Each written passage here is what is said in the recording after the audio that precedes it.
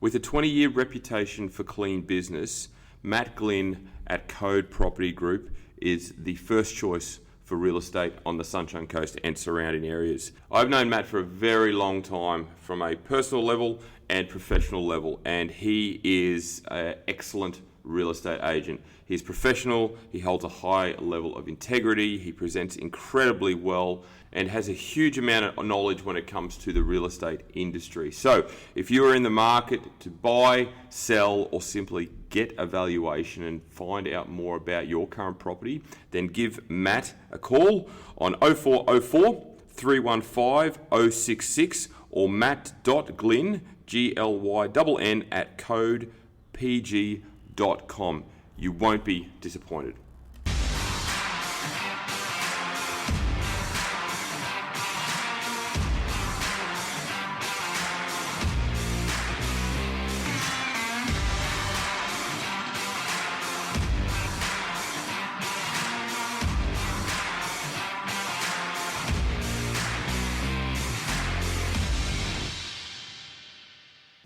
Hello and welcome to another edition of the Paul's Body Engineering Podcast. Once again, running solo. And this week's topic is certainly something that has popped up a lot in discussions with clients of late. And ironically, I've actually spoken about it a lot over the 10 years I've been doing this, whether it's been to with my wife, whether it's been with clients, or even just observations I've made. And that is narcissism. Now, narcissism is prevalent in our society, in our community. You know, a lot of people are very narcissistic to others, and unfortunately, there's not a lot we can do about it because it comes down to the individual and the way they behave, but also the language they use. But when it comes to health and fitness, I've found that it is very common, and I've got quite a few clients that unfortunately get have narcissistic people within their inner circle. So whether it's a family member, whether it's a partner, whether it's a work colleague, a friend, you know, and what I mean by narcissism, so basically narcissism is where someone is intentionally talking down to the other person and questioning what they're doing and being really negative to make themselves feel better. So in the instance of health and fitness, you know, I've got a few clients at the moment where family members are constantly questioning them in a negative way. Why are you doing that? Why are you eating like that? Aren't you losing too much weight? Why are you losing so much weight? Can you eat that? Are you allowed to eat that? Should you be doing that? You know, why are you doing that? You can have another beer. You can have that. It's not going to hurt you. You know, things like that where it's just constant little jabs over and over and over again really question the integrity of the individual doing what they're doing. And often, more often than not, that person that's receiving those comments can falter or waver in their approach and start to believe the comments that are coming their way. Whereas the person throwing the comments are trying to make themselves feel better simply because they can't do what that individual's doing. So it comes from a place of insecurity. It really does, you know, and unfortunately that happens a lot in our society, and it is an unfortunate place to be. So if this is you and you are having that situation where someone within your circle is questioning you for doing something good, questioning you for being amazing in terms of, you know, losing some weight or getting to the gym more often or eating cleaner and eating better and saying no at social events to drink or food or taking your own food, you know, all these sorts of situations pop up from time to time, and you get queried, oh, why are you doing that? What's the good of that? You know, why should you do that? And then there's also the comments around people that believe they know more than they know. You know, you can't have carbs after 6 p.m. or, you know, you should be on a keto diet, or have you tried the carnivore diet? Or, you know, they throw all these things out there that just make you question. And, you know, you may be in a vulnerable state already because you've entered this dieting phase or this health and fitness phase. You're seeing progress, but you're still a little bit unsure. Your emotions are a little bit more heightened than normal. Maybe your confidence is not where it needs to be. And then you've got people who you trust who are, you know, family members or partners or friends or just within that inner circle that are questioning what you're doing. How do you think people are going to feel? It really irks me. It does. I don't like it at all. But unfortunately, this is the society we live in where, you know, obviously we've got freedom of speech and, you know, there is a plethora of information around that may or may not be correct, but people believe what they read more often than not and are prepared to make statements inaccurate statements to others who are trying to do something good for themselves. So look, in terms of these sorts of situations, it's very important that you have an approach, because you don't want to hide away. You don't want to not go to social outings. You don't want to go to a family barbecue. You don't want to have to deal with these situations on a regular basis, or develop anxiety around it simply because you're trying to better yourself. How's that fair? It's not fair at all. And it's really frustrating to hear these situations do occur. So how do you handle it? Well, in my experience, in my opinion, there's a couple of approaches. Firstly, the old saying goes, kill them with kindness. If you are complimentary, if you are positive, and it depends on where the conversation goes, right?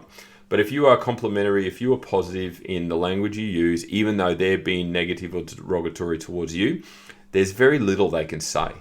Oh, thank you very much. I appreciate your concern. I appreciate your knowledge, but I'm going to stick to what I'm doing, and then maybe remove yourself from the situation.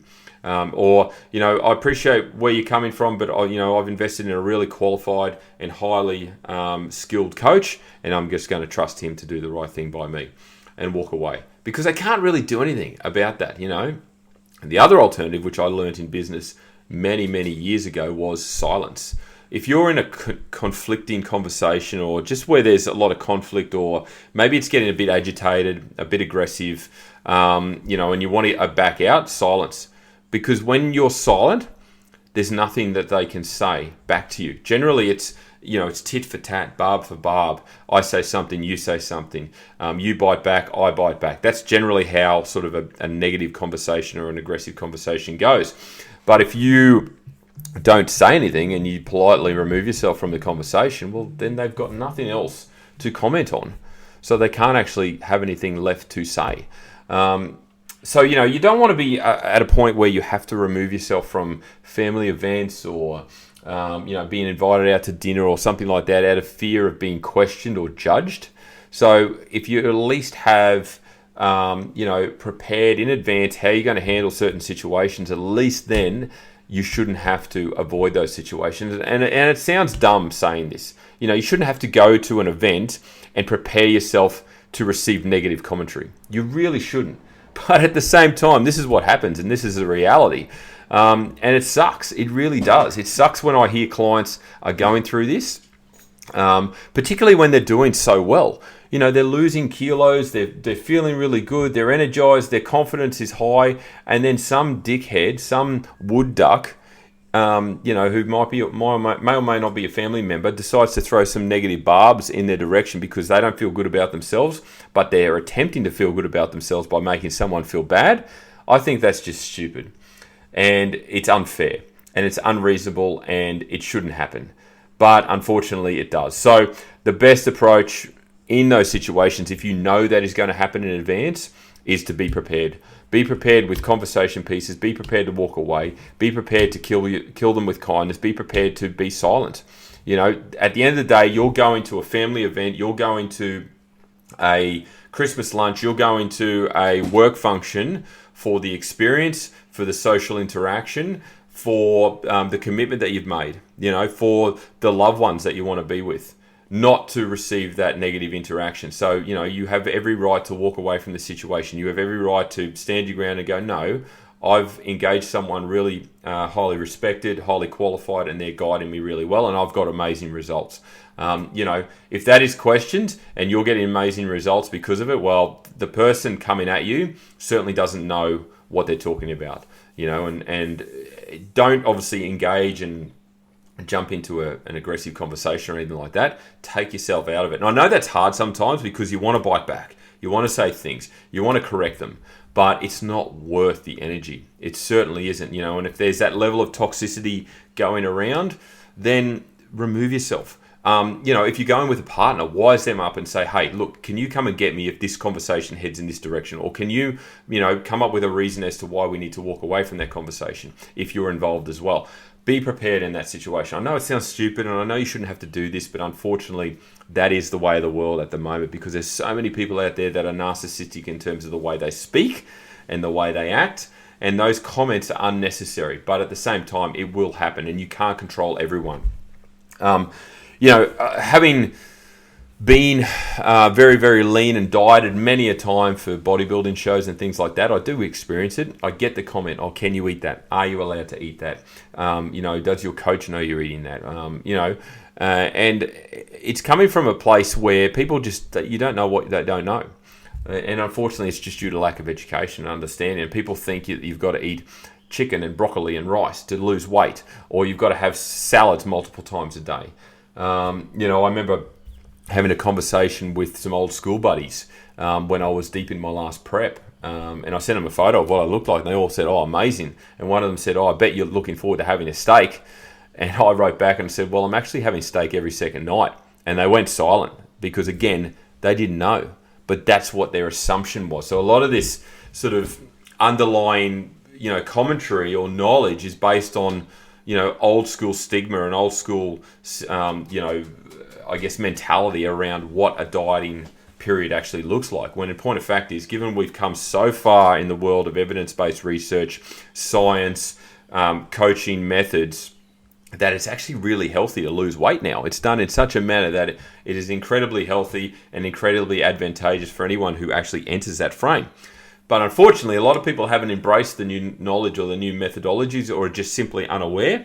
Therefore, they make negative comments because someone's doing something that they wish they could do. Therefore, they're going to spray them with negativity and toxicity and make them feel bad so they feel good. And I really don't like that. So I just thought I'd sort of share that experience with the listeners. I think it's really important that you know how to handle those situations, and sometimes it's not from a bad place that they're making these comments. It's simply from a lack of knowledge place.